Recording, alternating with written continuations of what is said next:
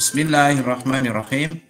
Assalamualaikum warahmatullahi wabarakatuh. Waalaikumsalam warahmatullahi wabarakatuh. Lagi belajar fisika bersama Pak Nur Syam. Bersyukur kepada Allah, alhamdulillahirabbil alamin. Bersalawat kepada Nabi.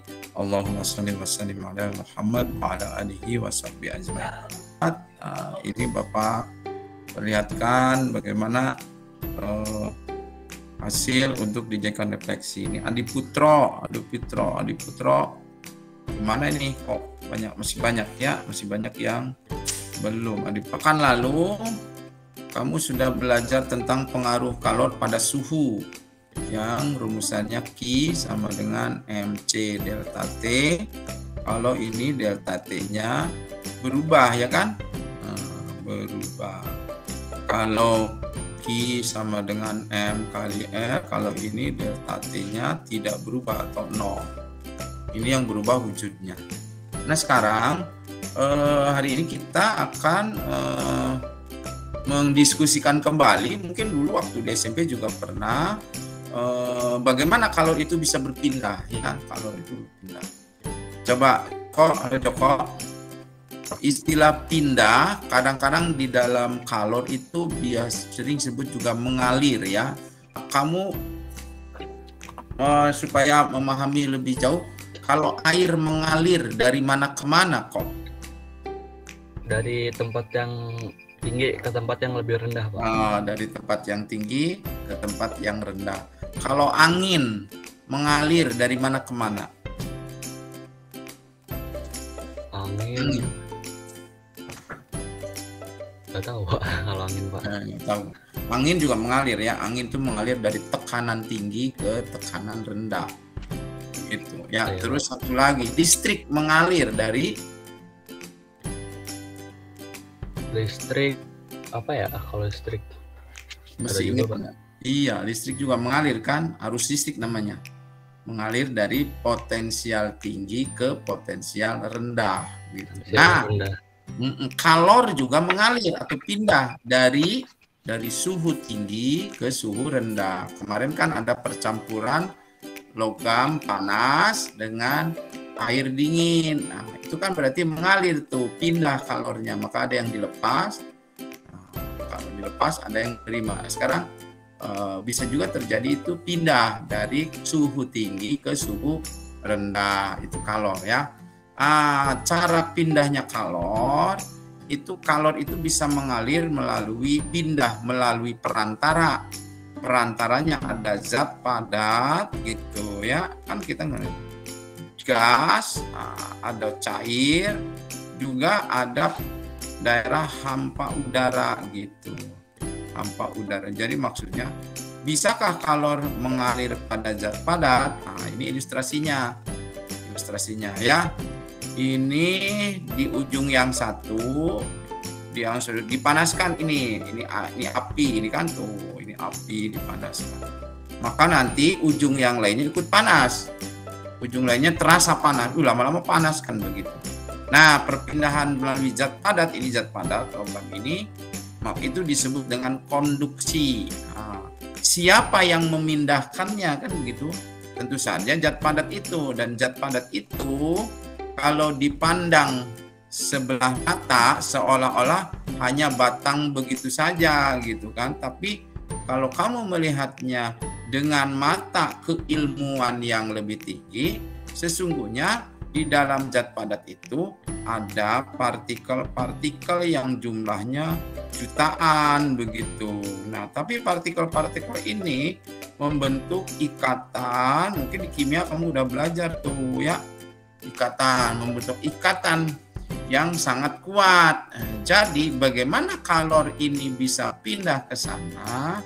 Jadi kalau ini dipanaskan gitu, ini kalau teori fisikanya ya, maka partikel yang ada di sini itu akan menerima energi. Nah, energi itu digunakan untuk bergetar gitu.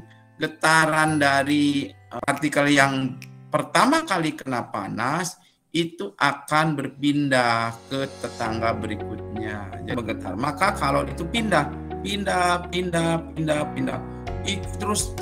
terus-terusan dipanaskan, getarannya makin kuat, maka perpindahannya makin kuat. Nah, partikel ini sendiri nggak ikut pindah. Ini Joko.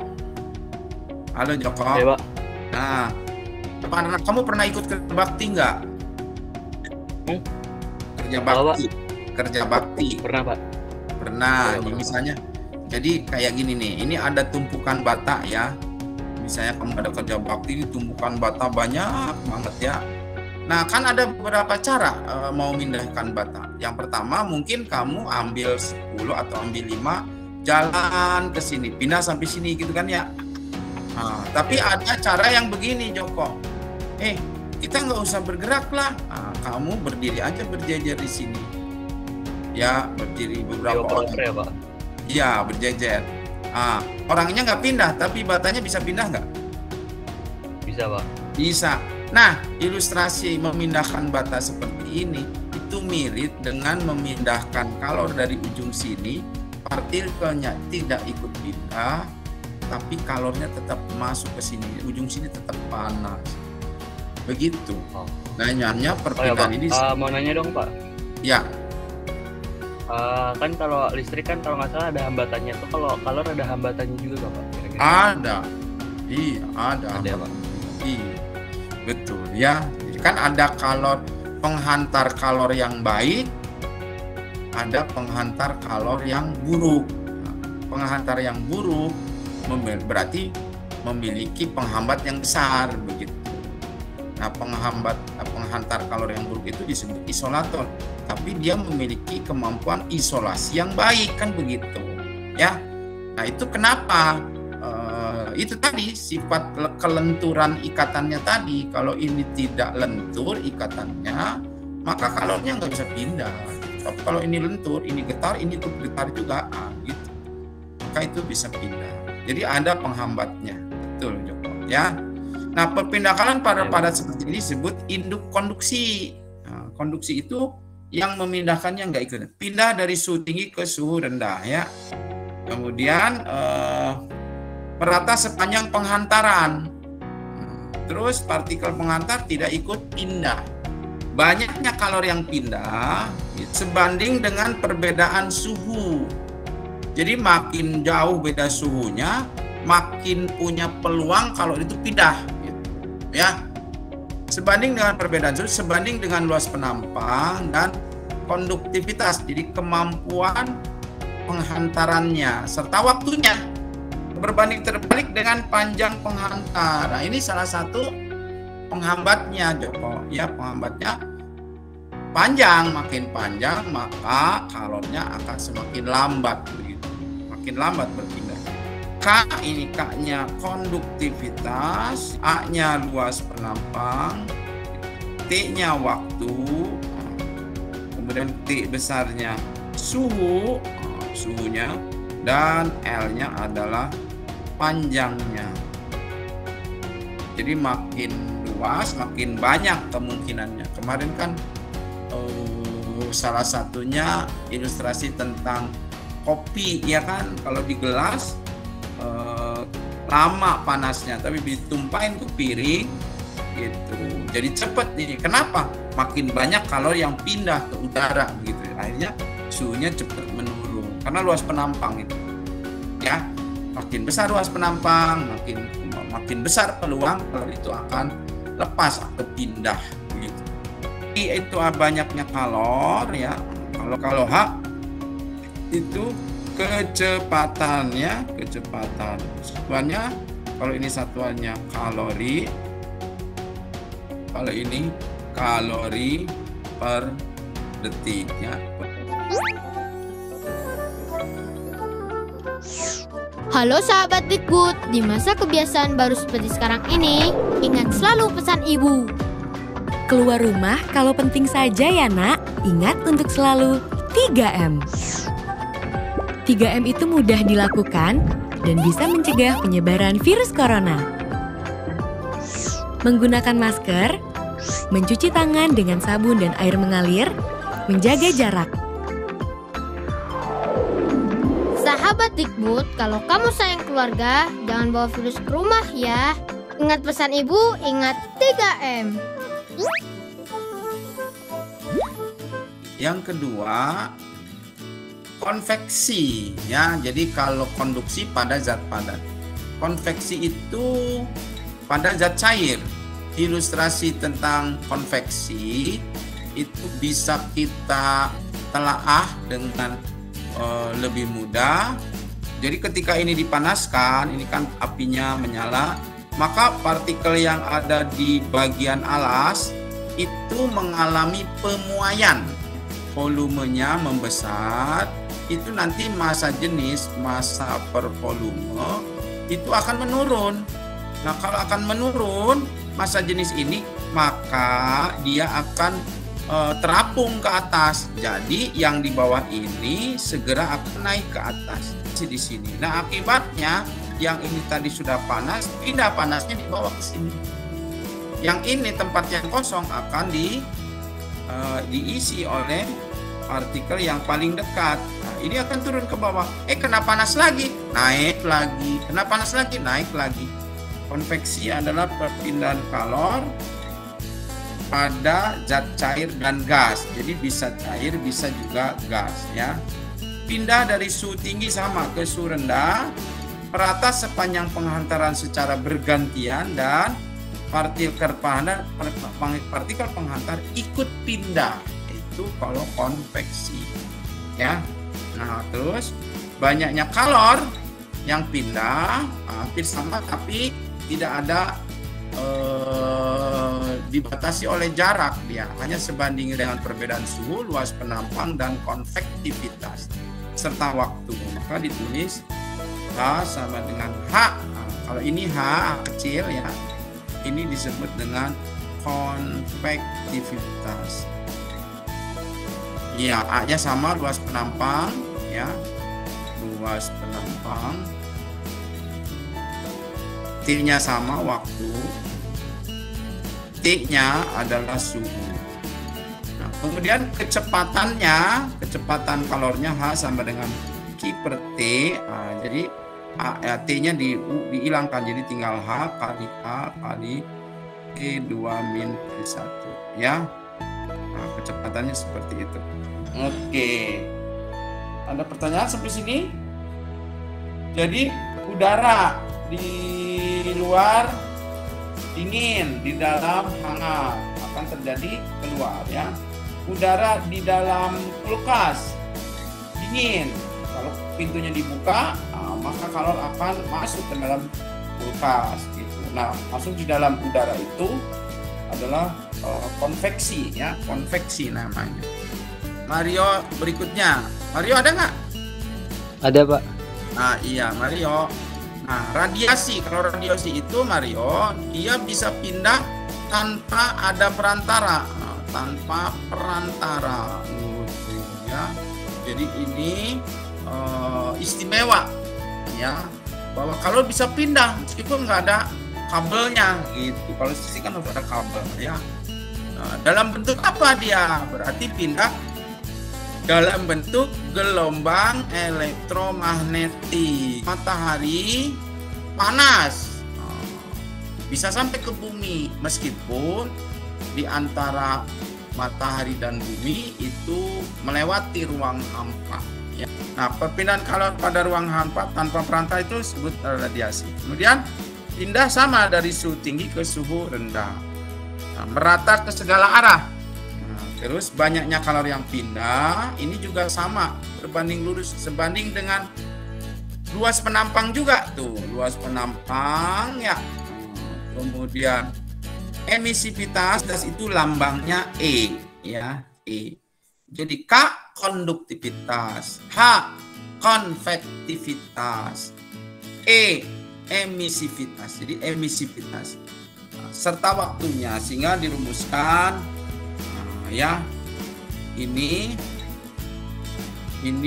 konstanta, jadi Q ya Bapak tulis E kali konstanta kali A kali T kali T pangkat 4. Ini konstantanya disebut konstanta Stefan Boltzmann ya. E sigma A T T pangkat 4. Jadi suhunya sekarang berpangkat 4 gitu. Berapa kalori yang mengalir selama 1 menit melalui konduktor besi yang panjangnya 10 cm, luas penampang 1 cm persegi, dan suhu ujung-ujungnya 20 derajat Celcius dan 100 derajat Celcius. Konduktivitas besi 79,5 watt MKK. Iya. Oke, ini panjang. Panjang itu L ya. Jadi L sama dengan 10 cm. Mari kita jadikan meter ya.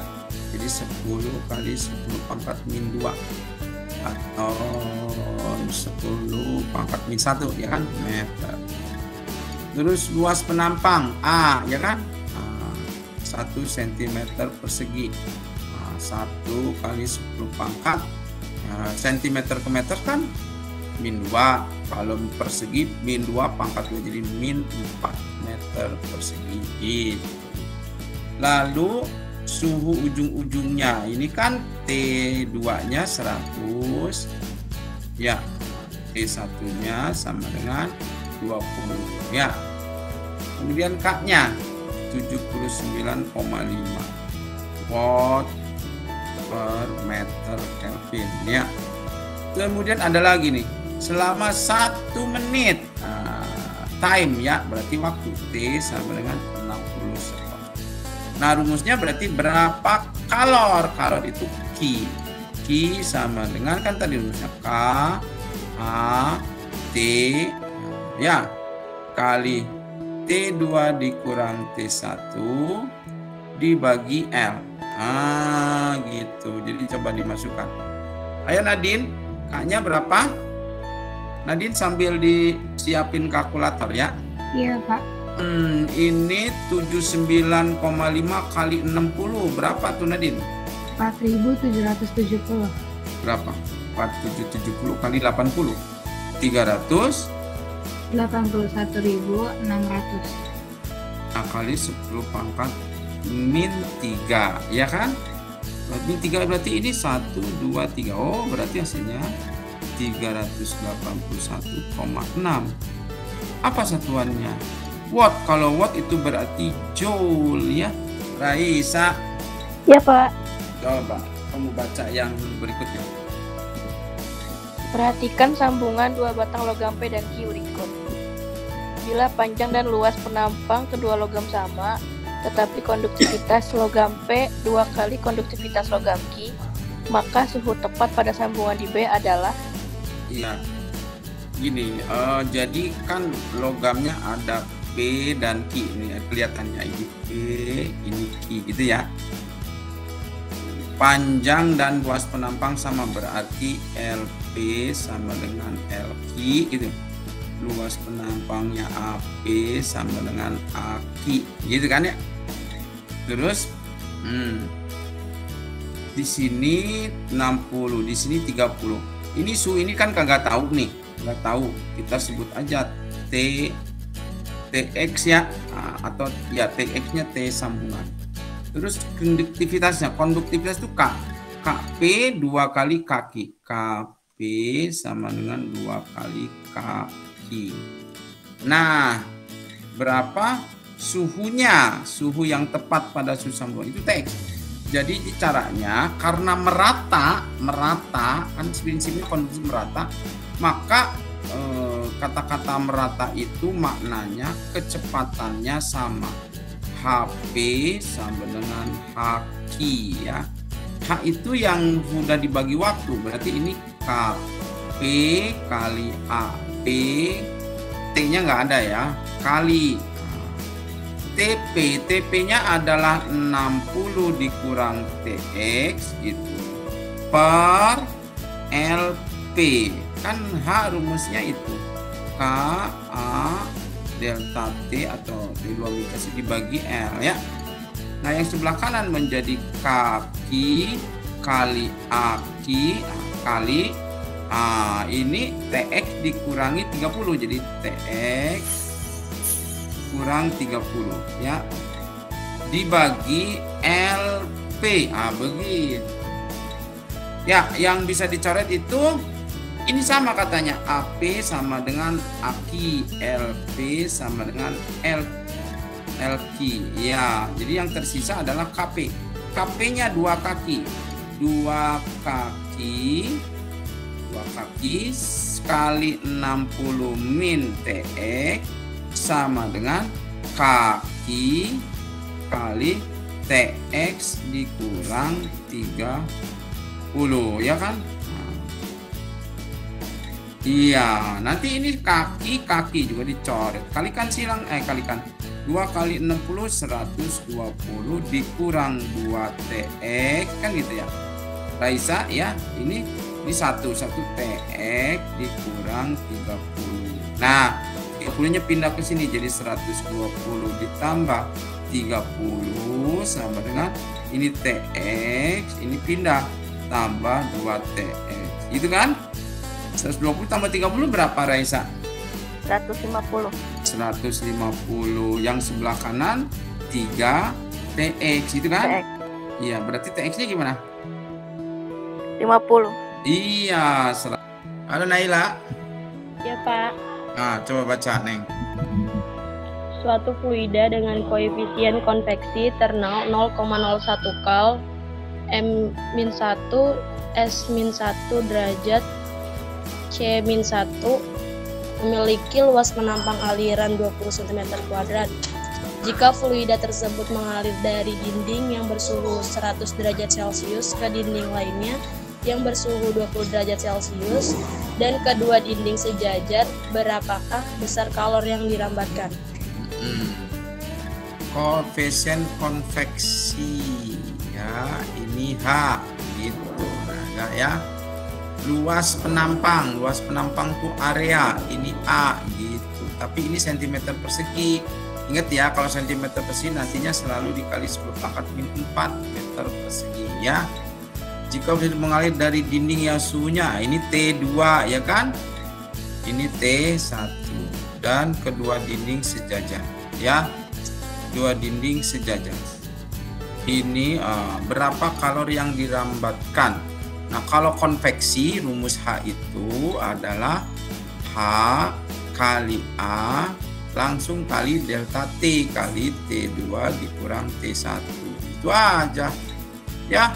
0,01 kali A-nya 20 kali 10⁻⁴ kan gitu. Kali T-nya adalah 100 dikurang 20 gitu. 2 kali 8 kan 16 Naila ya. Ini 20 16 0 kan gitu. 01 02 ini kali 10⁻⁻⁶. Ya Pak. Baca Wan. Sebuah tipis memiliki luas permukaan 0,02 meter persegi. Bola tersebut dipanaskan dengan sebuah tungku hingga suhunya mencapai 1000 K. Jika emisivitas plat 0,6, maka laju radiasi yang dipancarkan plat tersebut adalah ini radiasi. Iya, ini dibacanya sigma. Adi, jadi ini luas permukaan itu A ya, sama ini T ya kan. Kemudian emisivitas itu E ya, E gitu. Maka laju radikal itu H. Jadi H itu rumusnya kalau konduksi kan Ka kali delta T atau T2 kurang lebih dibagi L. Kalau yang konveksi H-nya HA kali delta T aja gitu. Tapi kalau yang radiasi H sama dengan E gitu kali epsilon sigma kali E kali A juga kali T⁴ begitu. Jadi ada rumusan 3 ini, konduksi, konveksi, radiasi. Berarti kita gunakan yang terakhir ya gitu, E kali sigma kali A kali T⁴ gitu. Tinggal dikalikan aja, E-nya 0,6 kan gitu. Ininya ini tuh 5,67 kali 10⁻⁸ ya, luas penampangnya ini 0,02 ya kan, kali 1000 pangkat 4 gitu. Ayo kalikan pakai kalkulator. 0,008 0,06 berapa? 84. Iya, kali 10 pangkat min 8. Ini 10 pangkat 3, 10 pangkat berarti kali 10 pangkat 12 gitu. Ya. Ini kalau dikomakan pindah ke sini berarti 6,84 kali 10 pangkat min 2 gitu. Nah, sekarang min 8 sama 12 berarti kali 10 pangkat 4. Oh, jadi berarti 6,84 kali 10 pangkat. Ini min 2 sama 4 ditambah jadi pangkat 2. Ya, koma. Nah, komanya bisa dihilangkan lagi 684. Nah, apa itu satuannya? Joule per second gitu. Safila. Ya, Pak. Nah, Safila baca yang terakhir tuh. Gimana tuh? 2 bola lampu jari-jarinya 1:2. Emisivitasnya 1:2 dan suhunya masing-masing 520 derajat Celcius dan 120 derajat Celcius. Berapa perbandingan energi radiasinya? Oke. Jari-jarinya, jari-jari itu kan R ya, R1, R2 gitu. Emisivitas itu kan E, ini E1, E2. Ya. Suhunya, nah, anak-anak, suhu itu harus jadiin Kelvin sebetulnya. Ya. Jadi ini T1 kan 527 tambah 273 kan tambah 273 kan masih ingat nggak yang awal-awal gitu. Ya. Jadi ya, sama dengan 800 ya kan. T2-nya Safila berarti kalau gitu 127 ditambah 273. 1 tambah 2 itu kan 3 jadi 400. Aduh. Berapa perbandingan energi radiasi? Energi itu sama aja Q ya. Q1 banding Q2 gitu. Nah, ini ditanya Q-nya yang tadi tuh E kali sigma kali A gitu ya. Karena waktunya nggak ada, nggak usah dimasukin. Kali T atau bisa juga T kali T pangkat 4. Kali T pangkat 4. Maka ini kalau dibanding berarti nanti sama dengan E1 banding E2 gitu. Sigmanya sigma dan sigma, nggak ada 1 dan 2. A-nya kalau bola itu luasnya apa? 4. Iya, 4 πr kuadrat. Iya, luas bola 4 πr kuadrat. Jadi kalau begitu nanti ini kan A-nya berarti A1 per A2. A1 per A2 berarti 4 πr1 kuadrat dibanding 4 πr2 kuadrat. Kan begitu. T-nya T1 per T2. T-nya T1 per T2. Pangkat 4 gitu ya. Ini lumayan panjang menghitungnya. E1-nya 1 ini kan ya. 1 banding E2-nya 2 gitu. Kali ini dicoret. Ini juga dicoret. Yang ada R1, R2. Ini boleh dibandingin 1. R1 per R2. R1-nya 1, R2-nya 2. 1, 2. Bapak kuadratkan. Kenapa? Ini kuadrat tuh. Dua-duanya kuadrat ya. Jadikan 1. Jadi 1 per 2 kuadrat. T1, T2-nya coret. Tinggal T1. T1-nya berapa? 800. Ya, dibagi 400 pangkat 4. Safila. Iya, Pak. Ya, ini kan 1 per 2. Ini 1 per 2 kuadrat. Berarti 1 per 8. Gitu kan? Nah, sekarang yang ininya. 800, 400. 800 per 400 itu kan sama aja dengan 2 banding 1. Tapi di pangkat 4. 2 pangkat 4 berapa? 16, Pak. 16 dibagi 1 pangkat 4. 1 kali 1 kali 1 kali 1. Gitu kan? Nah, ini dicoret. Jadi hasilnya berapa? 2 banding 1. Gitu. Tinggal di hitung-hitung latihan memperlancar aja ya. Gitu. Oke. Selesai. Pekan depan kita kita udah ganti lagi topik yang bagian terakhir 3.6 yaitu tentang teori kinetik gas ya. Tolong nanti dibuatkan catatan refleksinya. Terima kasih, sampai jumpa. Assalamualaikum warahmatullahi wabarakatuh. Waalaikumsalam. Makasih. Terima kasih, Pak.